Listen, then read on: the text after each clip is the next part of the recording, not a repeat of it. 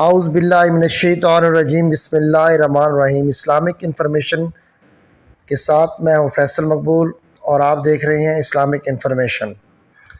اس سے پہلے کہ میں اپنے موضوع کی جانب بڑھوں، آپ لوگوں سے التماس ہے کہ ہمارے چینل کو سبسکرائب کر لیں، بیل آئیکن کو پریس کر لیں تاکہ ہماری آنے والی ہر ویڈیو آپ تک پہنچ سکے۔ جی سامعین، مغفرت اور بخشش کا مہینہ چل رہا ہے۔ ماشاءاللہ ماشاءاللہ، اس ماہ مبارک میں نیکیوں میں ایک دوسرے پر سبقت لے جانے کی کوشش کریں۔ آیات قرآنیہ اور حضور صلی اللہ علیہ وآلہ وسلم کے ارشادات پر غور کرنے سے معلوم ہوتا ہے کہ رمضان المبارک کو حضرت صلی اللہ علیہ وآلہ وسلم کی امت کے لیے بخشش کا ذریعہ بنایا گیا ہے۔ قرآن پاک میں حضور رسول اکرم صلی اللہ علیہ وآلہ وسلم سے وعدہ فرمایا تھا کہ آپ کا رب آپ کو اتنا دے گا کہ آپ خوش ہو جائیں گے۔ سرور کونین سراپہ رحمت بن کر تشریف لائے اور آپ صلی اللہ علیہ وآلہ وسلم اپنی امت کے لیے ایسی رحمت تھے کہ راتوں کو جاگ کر رو رو کر امت کے لیے رب العالمین سے دعا مانگتے تھے۔ تو آپ صلی اللہ علیہ وآلہ وسلم کس قدر دکھی ہوں گے کہ آپ صلی اللہ علیہ وسلم کا ایک امتی بھی جہنم میں ہو۔ اپنی امت پر جہنم کے دروازے بند رکھنے کے لیے آپ صلی اللہ علیہ وآلہ وسلم نے اپنی امت کو وہ راستہ دکھایا جس پر چل کر وہ جنت میں جا سکتے ہیں، یعنی حقوق اللہ کی ادائیگی اور حقوق العباد کی بجا آوری۔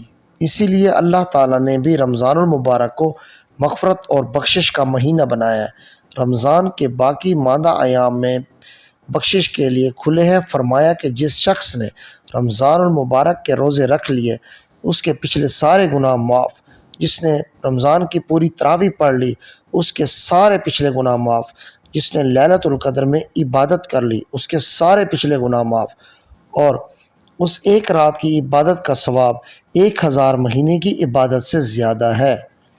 1000 مہینوں میں تقریباً 83 سال بنتے ہیں۔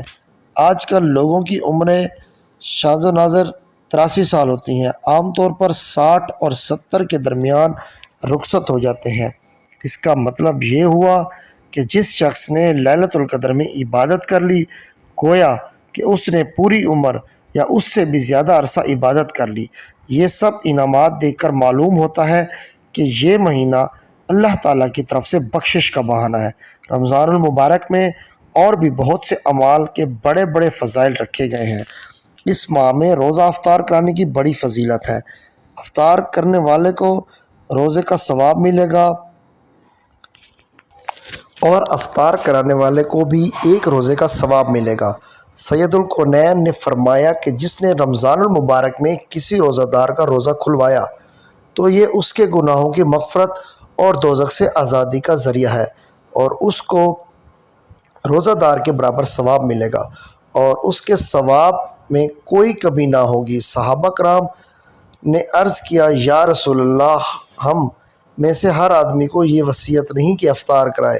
آپ صلی اللہ علیہ وآلہ وسلم نے فرمایا، اللہ تعالیٰ یہ ثواب اس وقت بھی عطا فرماتا ہے جب کہ وہ ایک کھجور یا اتنا پانی کہ پیاس بجھا دے یا دودھ کے شربت سے افطار کرائے۔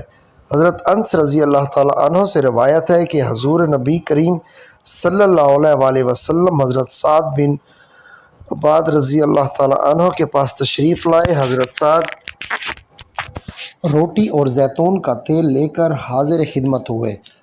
حضور پاک صلی اللہ علیہ وآلہ وسلم نے تناول فرما کر ارشاد فرمایا، تمہارے پاس روزہ داروں نے افطار کیا اور تمہارا کھانا نیک لوگوں نے کھایا اور فرشتوں نے تمہارے لیے دعائیں کی ہیں۔ اس مہینے میں اعتکاف کی بھی بے حد اہمیت ہے۔ جس شخص نے ماہ رمضان کے آخری عشرہ میں اعتکاف کر لیا اسے 2 حج اور عمروں کے برابر ثواب ملے گا۔ یہ دراصل مغفرت کا ایک بہانہ ہے۔ اسی طرح اللہ تعالیٰ نے اس مہینے میں اپنے پیارے نبی کریم صلی اللہ علیہ وآلہ وسلم کی امت کی بخشش کا سامان پیدا کر دیا ہے۔ لیلۃ القدر میں اسی مہینے میں رکھی گئی ہے۔ یہ بھی امت کی بخشش کا ایک ذریعہ ہے۔ اس روز عبادت کے ذریعے ہم اللہ تعالیٰ کی رحمتوں کے دروازے کھول سکتے ہیں، کیونکہ رمضان المبارک میں رب کریم کی رحمت جوش میں ہوتی ہے۔ اس مہینے میں تلاوت کلام، پاک کی زیادہ سے زیادہ عبادت کرنے میں دوسروں پر سبقت لینا چاہیے۔ اسی طرح کے مقابلوں کے ذریعے ہی ہم اللہ تعالیٰ کے سایہ رحمت میں آ سکتے ہیں۔ اس لیے وہ کیسا شخص ہے جس نے رمضان میں بخشش نہ پائی اور اس مہینے کو بھی کھو دیا؟ حدیث نبوی صلی اللہ علیہ وسلم میں ہے کہ رسوا ہوگا وہ شخص جس پر رمضان آیا اور چلا گیا مگر اس نے مغفرت کا سامان نہ کیا۔ 4 اقسام کے افراد کی لیلۃ القدر میں بخشش نہیں ہوتی۔ ایک حدیث نبوی صلی اللہ علیہ وسلم میں ارشاد ہوا کہ لیلۃ القدر میں حضرت جبرائیل امین فرشتوں کی ایک جماعت کے ساتھ دنیا میں تشریف لاتے ہیں، اور جو بھی شخص عبادت کر رہا ہوتا ہے ساتھ کھڑے ہو کر یا پاس بیٹھ کر اس کے حق میں دعا فرماتے ہیں۔ جب واپس جانے لگتے ہیں تو ملائکہ حضرت جبرائیل امین سے سوال کرتے ہیں کہ یہ فرمائیے کہ اللہ تعالیٰ نے اس رات میں امت محمد صلی اللہ علیہ وسلم کو کیا عطا کیا؟ حضرت جبرائیل فرماتے ہیں کہ اس رات اللہ تعالیٰ نے یہ انعام دیا کہ انہیں بخش دیا، سوائے 4 اقسام کے آدمیوں کے۔ گویا 4 اقسام کے افراد کی رمضان المبارک میں بھی بخشش نہیں ہوتی۔ ان میں شراب کے عادی افراد، ماں باپ کے ساتھ بدسلوکی کرنے والے افراد، صلہ رحمی نہ کرنے والے، رشتہ داروں کے ساتھ تعلق کو ختم کرنے والے، متکبر اور کینہ پرور افراد شامل ہیں۔ ہم یہاں والدین کی نافرمانی کے ضمن میں مزید کچھ بیان کرتے ہیں۔ رمضان کے مقدس مہینے میں ہم اپنے والدین کی دعاؤں کو بھی سمیٹ سکتے ہیں، یہ ہماری بخشش کا ذریعہ بن سکتی ہیں۔ لہٰذا اس مبارک مہینے میں اپنے والدین کی عزت و تکریم اور ان کی فرما برداری پہلے سے بھی کہیں زیادہ کر دینی چاہیے۔ ماں باپ کی تابعداری ویسے بھی بخشش کا ذریعہ بنتی ہے، اس سے غافل رہنا ٹھیک نہیں، کیونکہ ماں باپ کی محبت کی نظر سے دیکھنا بھی ثواب کا کام ہے۔ اللہ تعالیٰ کا ارشاد گرامی ہے، اور تیرے رب نے یہ حکم دیا کہ اس کے سوا کسی کی عبادت مت کرو اور اپنے ماں باپ کے ساتھ حسن سلوک سے پیش آؤ۔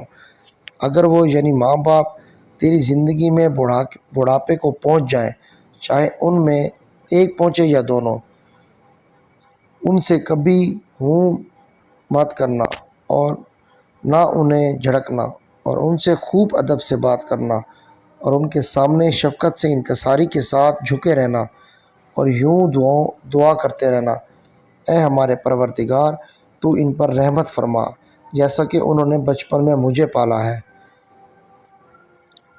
تمہارا رب تمہارے دل کی بات خوب جانتا ہے، اور اگر تم سعادت مند ہو تو وہ توبہ کرنے والے کی خطائیں کثرت سے معاف کرنے والا ہے۔ اس آیت کریمہ میں اللہ عز و جل نے سب سے پہلے اپنی بندگی و اطاعت کا حکم ارشاد فرمایا ہے کہ میرے علاوہ کسی اور کی بندگی ہرگز مت کرنا۔ اس کے بعد فرمایا کہ اپنے والدین کے ساتھ حسن سلوک سے پیش آؤ۔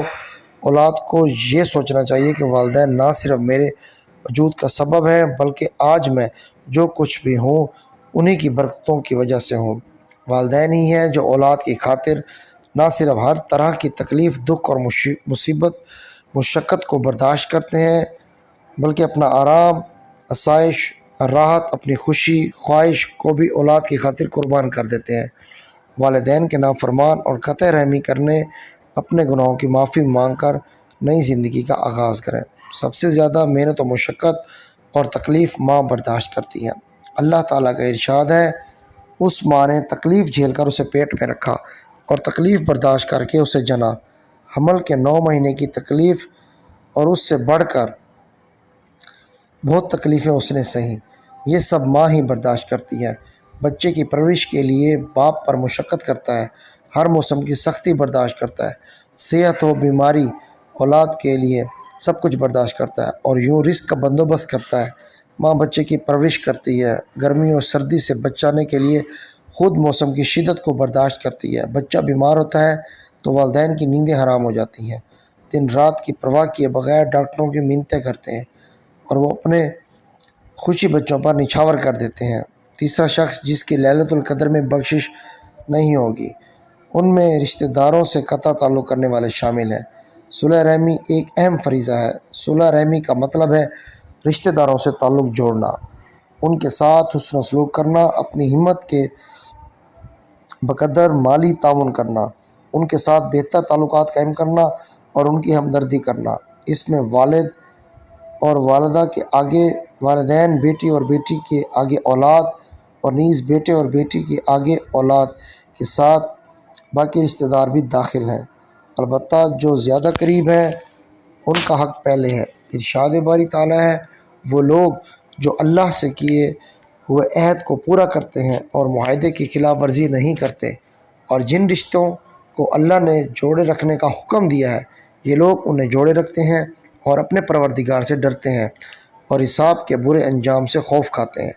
اور یہ وہ لوگ ہیں جنہوں نے اپنے رب کی خوشنودی کی خاطر صبر سے کام لیا اور نماز قائم کی، اور ہم نے انہیں جو رزق عطا کیا ہے اس میں سے پوشیدہ اور اعلانیہ خرچ کیا، اور برائی کا بدلہ بھلائی سے دیتے ہیں۔ انہی لوگوں کے لیے انجام کا گھر ہوگا، ہمیشہ رہنے کے باغات جن میں یہ خود بھی داخل ہوں گے اور ان کے آباؤ بیواؤں اور اولادوں میں سے جو نیک ہوں گے وہ بھی، اور فرشتے ان پر ہر دروازے سے داخل ہوں گے، یہ کہتے ہوئے کہ سلام ہو تم پر، تمہارے صبر کرنے کے سوا خوب ہے انجام کا گھر۔ حضرت ابو ہریرہ رضی اللہ تعالیٰ عنہ سے روایت ہے کہ رسول اللہ صلی اللہ علیہ وآلہ وسلم نے فرمایا، 3 صفات ایسی ہیں کہ وہ جس شخص میں بھی ہوں اللہ تعالیٰ ان سے آسان حساب لے گا اور اسے اپنی رحمت سے جنت میں داخل فرمائے گا۔ صحابہ کرام رضی اللہ تعالیٰ عنہ نے عرض کیا، یا رسول اللہ، کن کو؟ آپ صلی اللہ علیہ وسلم نے فرمایا، جو تمہیں محروم کرے تم اسے عطا کرو، جو تم پر ظلم کرے تم اسے معاف کرو، اور جو تم سے رشتہ داری اور تعلق کو توڑے تم اسے جوڑو۔ صحابی رضی اللہ تعالیٰ عنہ نے عرض کی، یا رسول اللہ صلی اللہ علیہ وسلم، اگر میں یہ کام کر لوں تو مجھے کیا ملے گا؟ آپ صلی اللہ علیہ وآلہ وسلم نے فرمایا، تم سے حساب آسان لیا جائے گا اور اللہ تعالیٰ اپنی رحمت سے جنت میں داخل فرما دیں گے۔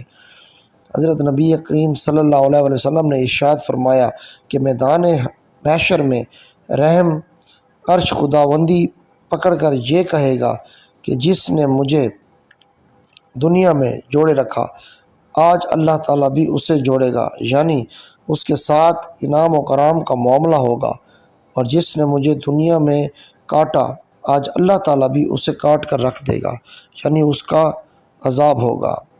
لیکن ہمارے معاشرے میں یہ مرض کینسر کی طرح پھیل چکا ہے۔ کچھ لوگ کہتے ہیں، میاں اس سے بات نہ کرنا، وہ تو میرا بھتیجا ہے وغیرہ وغیرہ۔ یہ عادت ترک کر دیجئے۔ کسی رشتہ دار کے بائیکاٹ کرنے یا سلام کرنا چھوڑنا بھی اچھی بات نہیں، یہ قطع رحمی ہے جو کہ حرام ہے۔ اس طرح تکبر کی بھی ممانعت ہے۔ یہ سب ضرور اس وقت نکل جائے گا جب میدان حساب میں پہنچیں گے۔ میدان حساب میں سب کو اپنی اپنی پڑی ہوگی، لہٰذا ہمیں آج سے ہی ان دنوں کی فکر کرنا چاہیے جب اعمال کا وزن ہو رہا ہوگا۔ جب تک نیکیوں کا پلڑا بھاری نہ ہو جائے اس وقت تک کسی نہ کسی کو فکر نہ ہوگی۔ کیا ہم نے اس وقت کی تیاری کر لی ہے؟ اگر نہیں تو آج سے شروع کر لیں۔ جی سامعین، تو ہماری آج کی ویڈیو میں اتنی سی بات جو ہم نے آپ سے شیئر کی۔